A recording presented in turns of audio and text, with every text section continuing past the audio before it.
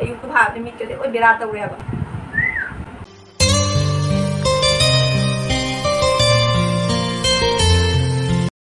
Hi mayam punamapu ngasisu amu kasani ngol channel da taram noksari ado mayam ngasisu ai anawa video ma puraga lae do ngasigi video sidi paisa laitaba video ne ba paisa laitaba gi video oidoi ne ba ado mayam ngasise aina ne chicken ji yam thina chaning mura ba ko chicken je chaning ba dugi mathakta agi khutari paisa laitaba ko ado agi ATM budi lai ba ko ATM do aina chatlaga longthu doi do adu do aina tallabane aduga mayam ngasi do karamna matau karamna aina chicken ji ngasi chadro bane ba ko jahau pai tawna chicken ji chadro bane adu ko angangi saving box lai ba do adugi do akogi mapa khangda bidane thugai ba ta daga di saving box to loi he na aduna thugai da bida saving box manung duga kaino namchalaga ne paisa se laira puthorok toi nya ba ado mayam jengmina da si do mayam na egi video se jengmada nungai biraga di like comment to biramo adum anawa mina ubiba lega su subscribe to sang biramo do mayam haura si egi video se sida laira saving box se ase angangi saving box ne aba ko asigi saving box se mayam thi haina di lagna rakano ba isaram jar mare bak laure ada thi id lagna kanu ke gino id asigi saving box se aina ne bazar chutba matam da keno to ba thela da ne hanuwa mana jamna wana ne sugumba chapu se mayam ma puraga lakko ko boro kele se mayam kele du kui re ba lo ba ne adu do hanuwa du na ne asigi chapu se ma ki thela du hapchala mayam pura lakko ko ado eduga aingonda ne nungai ta phau ko amtang oi lobi da ge na ne aduga asigi saving box se lupa kun la kun thara adu edu lobi bane aba ko ado asigi saving box se lorok padai su ken tore asigi saving box siga ne ko paisa se akogi saving box sai sitabu chandi gumba doi lupa tara kun tha tu maina dum hamnai dana ko aduga laibak phaba amna asigi saving box siga changkiba paisa se 100 200 300 500 kam tore ba paisa di acho ba senpham jam na change ba adunai asigi saving box se thugai roi ba ko hojiki wara ka su sige je namchalaga lokthok toi ni ba paisa de ado ai ngasi je chicken jam chaning ya ba ado me leba se boro ke le nongbo pai ru de ba ko ado me ai ngasi do chicken thongba jam na chaning e aduna asigi saving box se maduga gi paisa do lokthoga chicken leba chatlani ba ko ado jengmina si me paisa se kamai lokthok ke hai da takpi ge ba noi da su noi su dum lokthok ningadi smaina lokthok pa jai na mang sawi yang mai ka se se maina paisa se lokthi hai se jeng asi ko yam nungai te kai do re kai bu kai dok to ba khang de se mari chinya ba ro ba asi paisa jaw ba se chandi amani khara bu di hap ki ba maina nik pa ta re su soi dam ki kai khania ba do jeng asi paisa se lokthok na ga asi paisa se keno na lokthok ta ni pa koina lokthok toi nya ba do kamai lokthok ki jeng asi ba ko hojik ra ga hor ga ba asi makhun si da nam thân đuôi nhau quả thu gái bắt tay để inu bạc khang thần nina dong ngang đôi bạc aduna thu gái rồi bạc cái gì am chả nghe bằng asi ko ado gì ngasi bạc ko bây giờ được rồi itu si paisa udah ba 100 rupees nya bạc ko asi se asi yang wa do re tolong jadi nih why bu kai gitu deh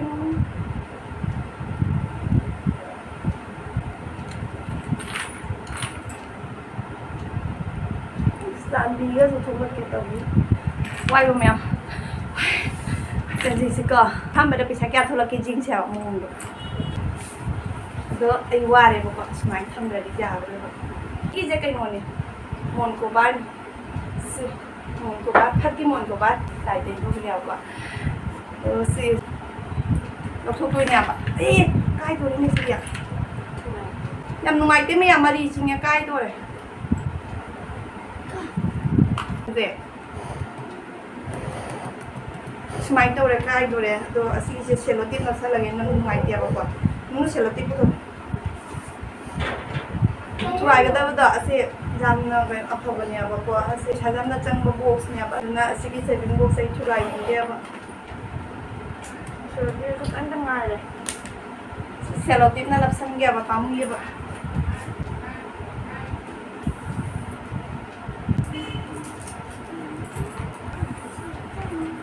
ꯇꯥꯄꯤꯕꯤ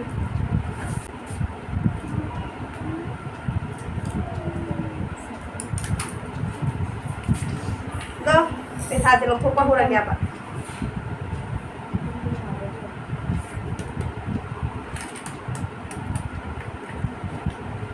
ꯀꯥꯏ ꯆꯠꯈ꯭ꯔꯒꯦ ꯉꯁꯥꯏꯒꯤ ꯇꯪꯗꯣ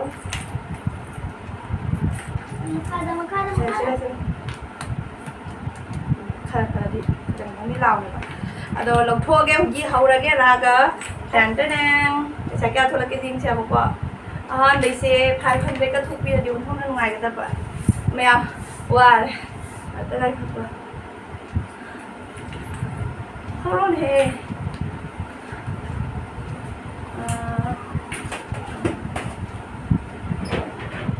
ꯅꯥꯝ ꯈꯨꯠꯇ ꯌꯥꯔꯣꯏ ꯎꯗꯦꯕ ꯅꯠꯇ꯭ꯔꯗꯤ ꯑꯌꯨꯛꯇꯨ ꯍꯥꯕꯗꯤ ꯃꯤꯠꯀꯗꯤ ꯂꯣꯏ ꯕꯦꯔꯥ ꯇꯧꯔꯦꯕ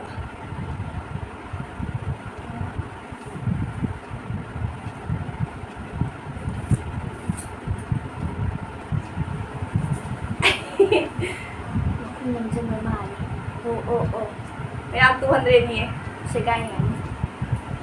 ꯁꯦꯒꯥꯏꯈꯤꯕ꯭ꯔꯥ ꯀꯩꯅꯣ ꯁꯦꯒꯥꯏꯗꯅꯕꯒꯤ ꯄꯩꯁꯥꯗꯤ ꯄꯥꯛꯇꯤ ꯁꯦꯒꯥꯏꯒꯟꯗꯕꯅꯦꯕꯀꯣ ꯁꯦꯒꯥꯏꯗꯅꯕꯒꯤ ꯆꯥꯕ ꯇꯧꯔꯁꯤ ꯁꯦꯒꯥꯏꯗꯕꯤ ꯍꯨꯔꯥꯟꯕꯤ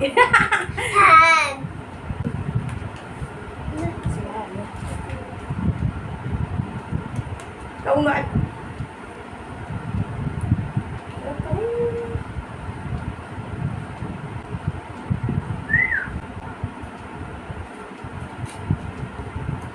Em không lên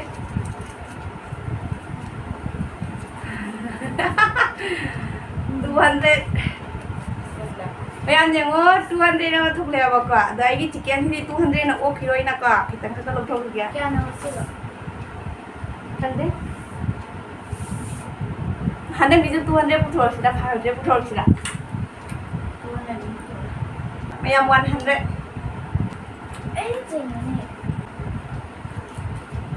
wow 100 sidi jam kum na puthore mày yang 100 300 sure ka ang ka puthor sa baใช้ดำเจ้าริยานี่กว่าสิเจไปช้าพักกันเจ้าริบะโซไปช้าแต่เนี่ยมาซื้อเจ้าเยดาราจัดปีคุณจัดปีนาเตียบะ3จัดปีจันนี่จัดปีจังหวัดจัดปีอะตุ้งอัตเนียบะอมุกวัน100โทรตัว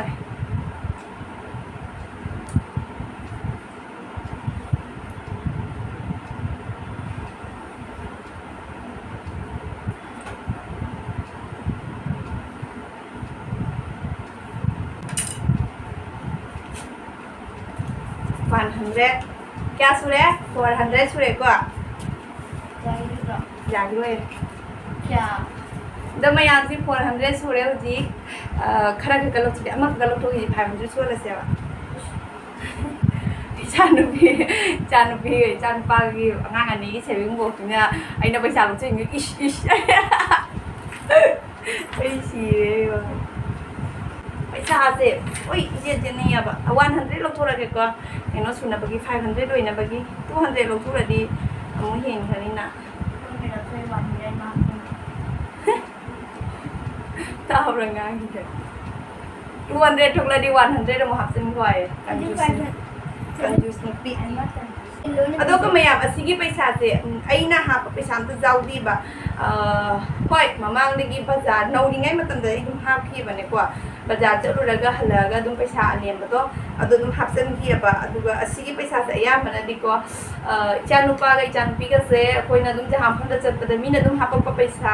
adum ma paisa sing dunia ba yam ta lokchan dia ba paisa ai to na saving box ta hapal liya ba adugi paisa sing dunia ba sigi se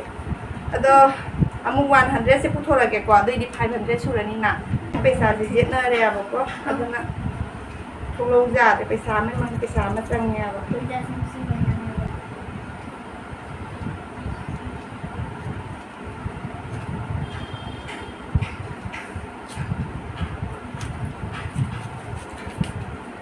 เขาเลยไม่เอา100 500 order. kaya ang jauh di sini 500 order. ada mayam utre jauh di bapak utre ado kena tu 500 jauh itu nak kemana nak kumpra ngangan ni gitu pesa mina hak pokok podo ado itu dum kena hoji tu baca ni dum hamnai jam dum hamnai jani dum hamnai ni jauh ni kena tu hamnai dia dengan hak kena jam jani ke hian bah hak kena dum jangwa tu hamnai nak kwa ado itu jam jani do jani ke hak pokok jam bi tu ni na tu jam mai hela kai na jangwa tu hak jani beriaw ado ma pesa sing tu ni apa sih jauh sih jangwa sih jauh sih ado mayam asik sih ai pesa sing ke lau tu ba singa lau chai je khala ga kwa Begini memang ni hojik se ai chicken lei ba chatura bune aba sigi paisa na break lau le paisa je le ba ke chapun na hai do kan na 7 box le dau ne se paisa singa thole mayam 200 300 400 500 kai 500 sina ai hudi chicken lau rani mayam adai di mayam ai ki video se mayam na jeng ura ngai bi le ti like comment ka bi mo no ana wa mina u bi le ga su subscribe ka san bi mo da mayam ngasi ki video se kaya ini saving box tadi paisa kamai na lok sui ha do doi mayam da ngasi se utsa bani aba ada mayam video se ngasi ki na di matan di thamage mathang ki video da mu thengna se mayam ada mathang ki video se kari video idoi na abda aina bazar dagi chicken lai rani chicken thongani aduga chicken chaba ki video idoi na ba ada mayam ngasi ki di thamage mayam mathang ki video da mu thengna se mayam bye bye